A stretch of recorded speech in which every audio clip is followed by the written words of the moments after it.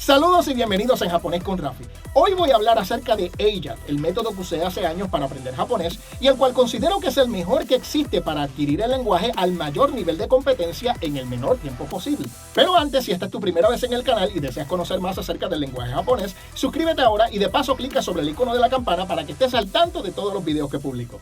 El nombre Eijat viene de la frase All Japanese All the Time, que podemos interpretar como todo en japonés todo el tiempo. Y como sugiere el nombre, consiste en crear un ambiente donde la exposición al japonés es constante, donde todo se lleva a cabo en japonés, de modo que adquirirlo ocurre de un modo natural e inevitable. Eijat fue ideado y presentado como un blog en el 2006 por Katiana Rogo, conocido en internet por el nombre de Katsumoto. En el blog, Katsumoto describe el modo en que, según él, llegó por cuenta propia a hablar y leer japonés desde cero hasta un nivel bastante avanzado en 18 meses. A nivel conceptual, Eijat estaba basado en la hipótesis de input de Stephen Krashen. Esta hipótesis ya había sido implementada anteriormente por un grupo de polacos que usaron estas ideas a finales de los años 90 para hablar inglés en menos de 3 años a un nivel superior al de alguien con un título universitario de lenguaje inglés. Al hablar de Eijat es imprescindible hablar acerca de cómo se hace y del por qué se hace de ese modo. Aquí voy a hablar acerca del cómo y luego en otros videos más adelante dedicaré tiempo a hablar acerca de las razones que hay detrás de cada paso. Mientras uno no sabe o no entiende el por qué las cosas en Eijat se hacen del modo en que se hacen, mucho de lo que se dice puede sonar como que va en contra del sentido común. Pero si lo que llamamos sentido común aplicara efectivamente a la adquisición del lenguaje japonés, ahora mismo tendríamos muchas personas no japonesas hablando japonés a un nivel altamente competente. Pero en mi experiencia ese no es el caso. Primero, una advertencia. Usar o no usar Eijat depende ante todo de lo que quieras alcanzar. Si lo que deseas es aprender a decir varias frases y tener lo más básico para la comunicación, el método tradicional de estudiar con un libro de texto quizás sea lo más conveniente. Si esa es tu meta, posiblemente este video no sea para ti. Por otro lado, si deseas adquirir el lenguaje al mayor nivel de fluidez posible, en mi experiencia la ruta más directa y efectiva es sin duda Eijat. Ahora bien, ¿cómo se constituye Eijat? El escenario sobre el cual Eijat opera se constituye de 2 etapas mayores y esta es la diferencia más marcada que hay entre Eijat y los métodos tradicionales de estudio. Estas etapas son la etapa de input y la etapa de output. La etapa del input es una etapa en la cual uno se enfoca puramente en la exposición constante al japonés para ir adquiriendo una comprensión gradual del mismo. En esta etapa no se habla. Espera, Rafi, ¿yo escuché bien? Dijiste que no se habla. ¿Y cómo voy a aprender a hablar entonces? Al principio de ir conociendo un lenguaje es tan poco lo que puedes decir y de hecho tan poco lo que puedes decir bien que a ese nivel no hace mucha diferencia si optas por no decir nada. Katsumoto lo diría de un modo menos amable. Él diría, ahora mismo eres pésimo o pésima hablando japonés, así que no hace sentido el preguntar por qué no puedes hablar ahora. Pero para responder propiamente a la pregunta, el hablar ocurre más adelante en la etapa del output, que es una etapa que ocurre naturalmente cuando ya has puesto suficiente input comprensivo en tu cerebro.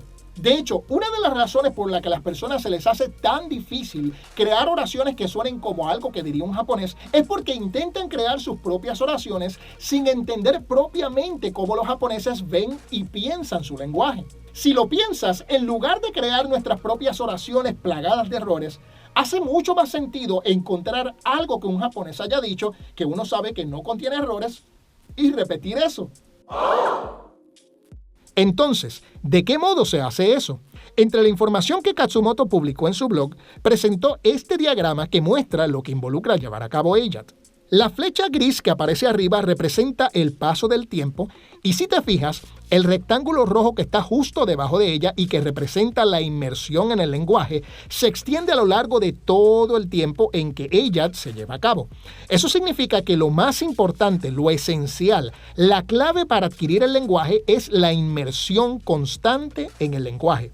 Todo lo que se hace acá debajo del rectángulo rojo, todo está al servicio de la inmersión. Y por inmersión, hablamos de escuchar japonés lo más que se pueda por el mayor tiempo diario posible y leer todo lo que se pueda. Y por escuchar japonés todo el tiempo me refiero a cuando te levantas, cuando te duchas, cuando comes, cuando manejas, cuando estudias, cuando estás en la fila del banco, cuando lo que sea. Donde único no lo recomiendo es cuando duermes. Como te darás cuenta, se debe entonces crear un ambiente donde el japonés forme parte constante de la vida de uno todos los días. Alguna de las cosas que se sugiere hacer para estar inmerso en el japonés es usar diccionarios monolingües, leer libros, ver documentales, leer manga, ver programas de televisión, películas, escuchar música japonesa, jugar videojuegos en japonés. La regla básica es usar material creado por japoneses para japoneses. Sin embargo, la hipótesis del input establece que el crecimiento en el lenguaje se da en la medida en que uno se va exponiendo a un input comprensible. Entonces, ¿cómo uno hace que el input se vuelva comprensible si uno empieza desde un punto en el que no se comprende nada?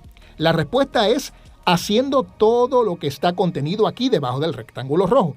Recuerda, todo lo que se hace es al servicio de la inmersión en el japonés. Si haces todo lo que está descrito aquí abajo y no hay una inmersión consistente, es como llenar el tanque de combustible a un vehículo para luego dejarlo apagado en la cochera. Katsumoto recomendaba comenzar con kanji, pero es mejor comenzar por aprender los silabarios hiragana y katakana porque son tan fáciles que ambos se pueden aprender en menos de 2 semanas y no hay razón para tener que posponerlos. En la descripción del video hay un enlace a un video que hice sobre cómo aprenderlos por cuenta propia. Lo próximo es aprender 2200 kanji usando la 6ª edición del libro Remembering the Kanji o Kanji para recordar de James Heisig. Esto se hace en combinación con un sistema de repetición espaciada como Anki. Remembering the Kanji es una serie de 3 libros. Solo la parte 1 es esencial. La parte 2 no la recomiendo. Katsumoto tampoco lo hacía. La parte 3 es opcional. Te lleva hasta saber 3000 kanji, pero no son kanji de uso tan común. Nuevamente puedes aprenderlos si quieres, pero no son imprescindibles. La parte 1 contiene los 2136 kanji de uso común. No te preocupes por aprender las lecturas, no es práctico ni conveniente en esta etapa. Por ahora solo aprende a escribir kanji de memoria a partir de ver su palabra clave. Si aprendes los kanji de la parte 1 a razón de 20 kanji por día, debes haberlos aprendido todos antes de 4 meses. Como ya te dije, se aprenden y se repasan en combinación con un sistema de repetición espaciada como Anki. Siempre que los aprendas o repases con Anki, escríbelos a mano. En la descripción del video te dejo un enlace acerca de cómo aprender kanji con Kanji para recordar y 2 enlaces sobre cómo usar Anki. En todo ese proceso de aprender los silabarios y el kanji, nunca dejes de tener japonés sonando de fondo, preferiblemente japonés hablado, no cantado y sin subtítulos para que tu cerebro siga familiarizándose con los sonidos del lenguaje. Si lo deseas, a medida que escuchas, puedes buscar y aprender el significado de palabras o frases que empiezas a notar con frecuencia. Ya una vez aprendas kanji, puedes comenzar a hacer tarjetas en Anki de oraciones en japonés. Nota lo que acabo de decir, tarjetas de oraciones. Esto es importante, no hagas tarjetas de palabras individuales, ni mucho menos hagas listas de vocabulario. No aprendas palabras por separado, aprende oraciones. El japonés es un lenguaje que es tan dependiente del contexto que si aprendes palabras por separado fuera de un contexto, te corres el riesgo de usarlas después en oraciones donde no hacen sentido. Es como si alguien aprende la palabra tomar en español con la definición de agarrar algo sin saber que puede usarse para tomar una foto, tomar una medicina, tomar un curso, tomar una decisión, etc. Por lo tanto, recuerda, vas a hacer tarjetas de oraciones, no de palabras por separado. Quizás la manera más práctica de hacer esto es tomando oraciones de algún material que presente el uso de gramática. Katsumoto usó el libro All About Particles de Naoko Chino, pero creo que es mejor usar un recurso gratuito y que sea online, ya que es más fácil copiar las oraciones. En otros videos me has escuchado recomendar la guía gramática japonesa de Tae Kim, ya que es gratuita y está disponible en español. En la descripción del video puedes hallar el enlace a la guía. Haz tarjetas en Anki en un mazo aparte del de kanji con las oraciones que aparecen en la guía de Tae Kim en el orden en que se van presentando. Debes hacer las tarjetas de modo que en la parte del frente aparezca la oración en japonés y en la parte de atrás, que es la que equivale a la respuesta, aparezca la traducción en español. Si usas los tutoriales que hice de Anki, Anki mismo se encarga de poner la lectura en furigana a los kanji y así es como aprendes cómo se leen, en el contexto de palabras, frases y oraciones. Ahí puedes ver por qué no hace sentido tratar de ponerse a aprender las lecturas de cada kanji por separado. Cuando repases estas tarjetas, no escribas la oración ni la traducción de la oración. Busca simplemente entender en tu cabeza lo que la oración dice. No estamos tratando de traducir, estamos tratando de entender.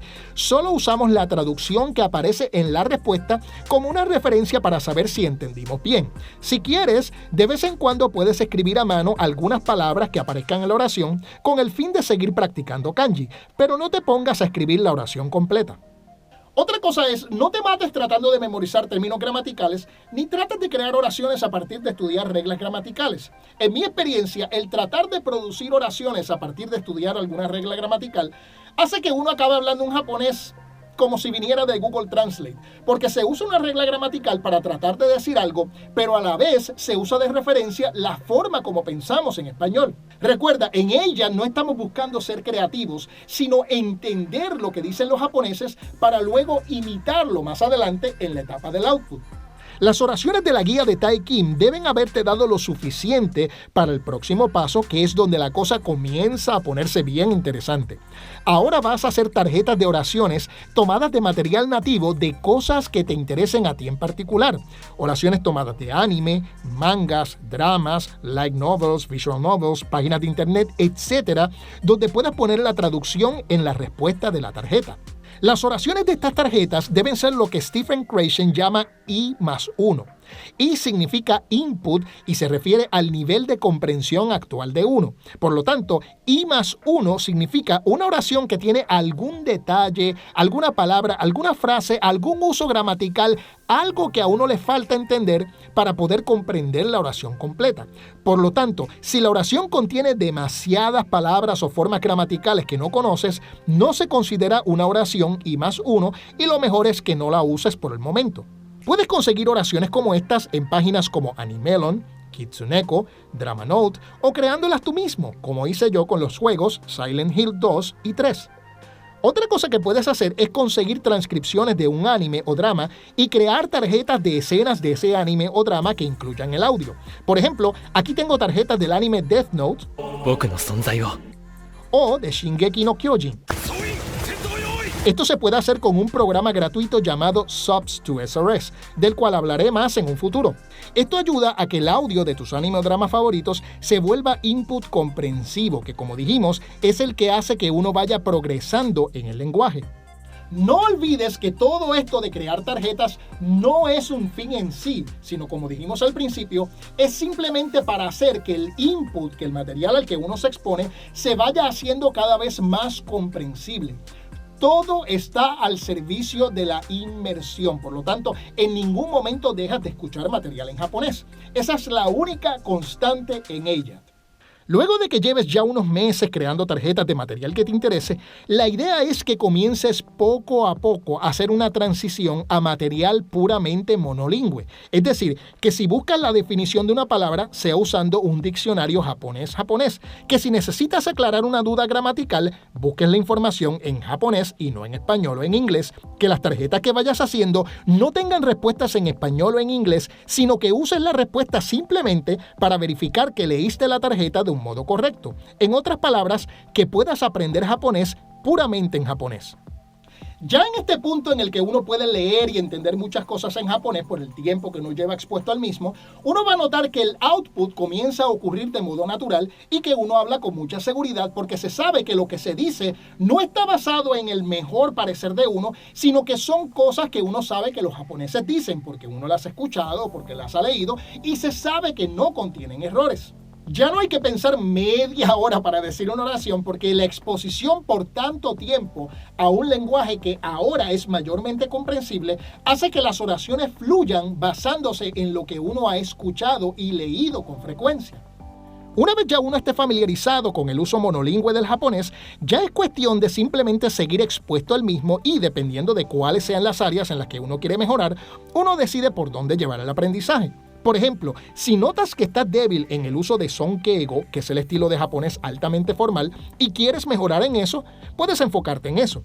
Si por el contrario lo que te interesa es familiarizarte con algún dialecto regional, puedes enfocarte en esa área. Así que resumiendo, en EIJAT, Número 1. Se busca crear un ambiente donde el japonés forme parte de la vida de uno el mayor tiempo que sea posible. El lenguaje se adquiere escuchando mucho y leyendo mucho, buscando que ese input se vuelva cada vez más comprensible. Número 2. Para ayudar a que el input se vuelva comprensible, se empieza por aprender hiragana, katakana y kanji. Aparte de escuchar japonés todo el tiempo, no se hace ninguna otra cosa hasta que se sepa kanji. Número 3.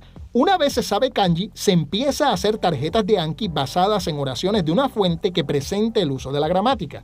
No se hacen tarjetas para palabras, solo para oraciones.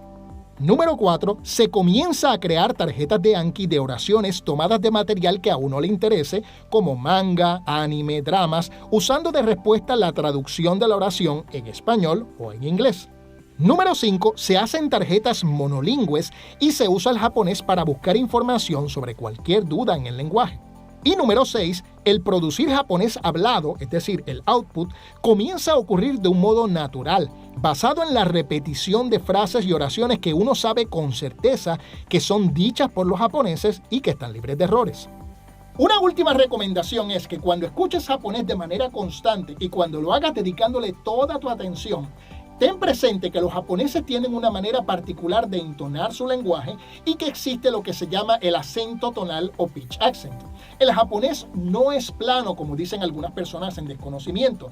Tiene 4 tipos de acento tonal. Y como yo ignoré esto por tanto tiempo, pronunciaba muchas cosas mal y me ha tomado mucho tiempo y mucho esfuerzo corregir eso. Así que ten eso presente para que abras tus oídos y para que estés alerta a la entonación del japonés, que no es la misma del español.